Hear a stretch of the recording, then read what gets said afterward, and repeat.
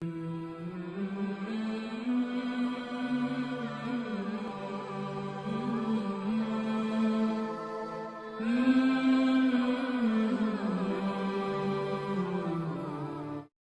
ناظرین السلام علیکم ورحمۃ اللہ وبرکاتہ۔ آج کا بیان حضرت سید امین القادری کا بیان رہے گا، امام جعفر صادق رضی اللہ عنہ کے حوالے سے۔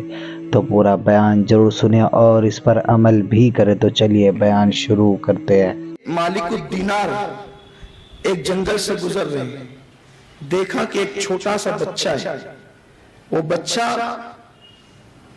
لکڑیاں چنتا ہے، روتا ہے، لیکن اس کی پیشانی چمک رہی ہے۔ دور سے مالک الدینار نے دیکھا اور دیکھنے کے بعد سوچا کہ اس بچے کو سلام کرنا چاہیے، یہ بچے کو سلام کرنا چاہیے۔ پھر دل میں خیال آیا بچہ ہی تو ہے، کیا سلام کریں؟ تو چلتے چلتے گزر گئے۔ جب گزر گئے پھر دور پہنچے تو خیال آیا کہ جب حضور علیہ السلام بچوں کو سلام کرتے تھے، میں تو صحابی یا تو تابعی جو بھی ہے، تو میں کیوں نہ سلام کروں؟ جب میرے آقا سلام کرتے تھے تو میں کیوں سلام نہ کروں؟ مالک الدینار واپس آئے۔ اس سے پہلے اس بچے کو کبھی نہیں دیکھا تھا۔ وہ بچہ مدینہ منورہ کے جنگلوں میں تھا، لکڑیاں چن رہا تھا۔ جب واپس پلٹ کر کے آئے تو اس وقت کا السلام علیکم، تو اس بچے نے جو رو رہا تھا اور لکڑیاں چن رہا تھا، اس نے سر اٹھا کر کے دیکھا کہ وعلیکم السلام یا مالک الدینار۔ یہ بچپنا ہے، علی کا گھر بھی وہ گھر ہے کہ اس گھر کا ہر ایک بچہ جہاں پیدا ہوا شیر خدا معلوم ہوتا ہے۔ وعلیکم السلام یا مالک الدینار۔ مالک بن دینار نے کہا کہ اے بچے، تیری میری تو پہلی بار ملاقات ہے، اور تو جو ہے وہ میرا نام بھی جانتا ہے، اور صرف نام ہی نہیں میرے باپ کا نام بھی جانتا ہے۔ تو کہا کہ ہاں جانتا ہوں، اس لیے کہ میری اور تیری روح عالم ارواح میں بالکل آگے پیچھے تھی، تم مجھے بھول گئے ہو، میں نے تمہیں یاد رکھا ہے۔ کہا بچے تو بڑا دانشمند ہے، دانشمند کیوں نہ ہو جس کا خاندان باب مدینۃ العلم کا خاندان، تو بڑا دانشمند ہے، دانشور ہے تو، لیکن تجھ پہ ظلم کیا ہے تیرے ماں باپ نے کہ تجھے بچپنے میں لکڑیاں چننے جنگل میں بھیج دیا۔ بچے نے جلال میں کہا کہ ایسا مت کہنا، میرا باپ بہت اعلیٰ ہے، بڑا عظیم ہے، اور میری ماں بھی بڑی عظیم ہے، میرے ماں باپ نے مجھ پہ ظلم نہیں کیا ہے، میں خود آیا ہوں ان کی مدد کے لیے لکڑیاں چننے کا۔ پھر تو روتا کیوں ہے؟ کر رونا اس پر ہے کہ میری ماں جب لکڑیاں چولہے میں ڈالتی ہے تو بڑی لکڑیاں نہیں جلتی، تو چھوٹی چھوٹی لکڑیاں ڈال کر کے آگ سلگاتی ہے، تو مجھے ڈر لگتا ہے کہ جب تم جیسے بڑوں کو جہنم میں ڈالا جائے گا اور آگ بھڑکائی جائے گی، تو بڑوں کو آگ بھڑکانے کے لیے کہیں ہم جیسے چھوٹوں کو بھی تو نہ ڈال دیا جائے۔ مالک الدینار کی آنکھ میں آنسو آ گئے۔ کہا بچے تو بہت زیادہ دانشمندی کی بات کرتا ہے، یہ بتا مجھے تجھ سے کچھ سوال پوچھنے ہیں۔ اس میں سے ایک سوال یہ جس کا جواب مجھے کہیں نہیں ملا کہ نفس اور دل میں فرق کیا ہے، دل کسے کہتے ہیں اور نفس کسے کہتے ہیں؟ آپ کہتے ہیں نا ایک دل کہتا ہے پکچر میں جاؤں، ایک دل کہتا ہے نہیں جاؤں، دوسرا دل نہیں ہے، دل ایک ہی ہے۔ ایک دل کہتا ہے کسی سے لڑوں، دوسرا دل کہتا ہے نہ لڑوں، تو دل ایک ہی ہے، تو دوسرا دل کہاں سے آیا؟ تو ایک دل ہے، ایک نفس ہے۔ اب یہ معلوم کرنا ہے کہ دل کیا ہے اور نفس کیا ہے۔ دل کبھی انسان کو برائی کا حکم نہیں دے سکتا، برائی کا حکم ہمیشہ انسان کو نفس دیتا ہے۔ تو مالک اور جو اپنے نفس کو پہچان لے، من عرف نفسا فقط عرف ربا، جس نے اپنے نفس کو پہچان لیا اس نے اللہ کو پہچان لیا۔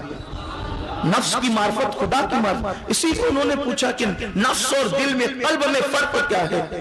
مجھے بہت ڈھونڈا، میں بہتوں کے پاس پہنچا، لیکن مجھے کسی نے جواب نہیں دیا، اس لیے کہ سب جواب کے لیے سارے زبانیں تو نہیں ہوتی۔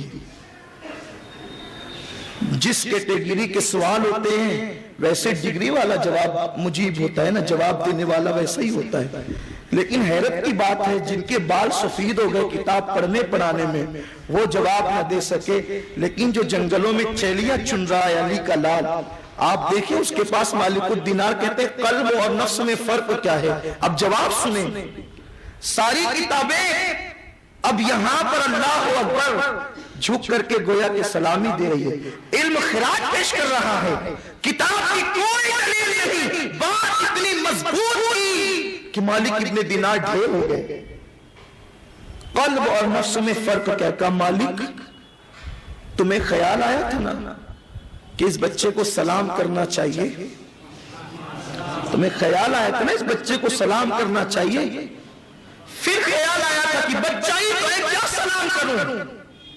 یہ کہہ کے تم سوچ کے آگے چلے گئے تھے. پھر خیال آیا جب حضور بچوں کو سلام کرتے تھے تو میں غلاموں کے کیوں نہ کروں؟ کہ سن، جو تیرے ذہن میں خیال آیا تھا کہ بچے کو سلام کرنا چاہیے وہ تیرا دل تھا، وہ تیرے دل کی آواز تھی کہ بچے کو سلام کرنا چاہیے. لیکن پھر یہ کہ بچہ ہی تو ہے کیا سلام کرے، یہ تیرے نفس کی آواز تھی. اور پھر جب تو آگے بڑھ گیا یہ تیرا نفس لے گیا. پھر جب خیال آیا کہ جب حضور سلام کرتے تھے بچوں کو میں تو غلام ہوں، جو تم پلٹ کر کے آئے ہو وہ تمہارا دل کھینچ لایا ہے. یہی فرق ہے نفس میں اور قلب میں. وہ بچہ کون تھا؟ اسی کو دنیا امام جعفر صادق کہتے ہیں. امام جعفر صادق ہے وہ جس نے بچپنے میں بڑے بڑے تابعین کو علم کے جو ہے وہ سوتے عطا فرمائے، چشمے بہائے ہیں علم کے. آپ بتائیں جس کا بچپنے میں یہ عالم ہو اس کا عالم شباب میں عالم کیا ہوگا؟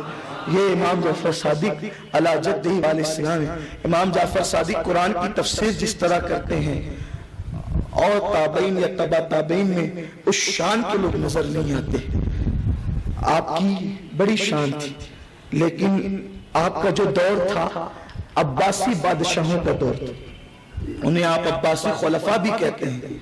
تو منصور جو تھا، منصور کو امام صاحب سے بڑا حسد تھا، اس لیے کہ وہ بادشاہت کے تخت پہ بیٹھ کر بھی لوگوں کے دل نہ جیت سکا. اور امام جعفر صادق رضی اللہ تعالیٰ سے لوگ بڑی محبت کرتے تھے، اس لیے کہ اس زمانے میں ایمان لوگوں کے دلوں میں راسخ تھا. اور آج جہاں ایمان ہے وہاں اہل بیت کی محبت موجود ہے. اس لیے کہ میرے آقا نے تو کسوٹی عطا فرمائی. اگر کسی کے ایمان کو جانچنا ہے تو یہ دیکھو کہ یہ اہل بیت سے محبت کتنی کرتا ہے. وہ جتنی اہل بیت کی محبت میں ڈوبا ہوگا اس کا ایمان اتنا مضبوط ہوگا. اور جہاں اہل بیت سے عداوت ہوگی پھر وہ کوئی ہو، صحابی کا بیٹا بھی ہو ترم خان، پھر دنیا اسے قبول نہیں کرتی. قبر کا نشان بھی نہیں ہوتا پھر تو. اور یزید کو دنیا جوتے کی، لوگ کہتے ہیں جوتے کی نوک پہ رکھا، میں کہتا ہوں جوتے کی نوک پہ بھی نہیں رکھا لوگوں نے. وہاں بھی جگہ نہ ملی، پناہ نہ ملی.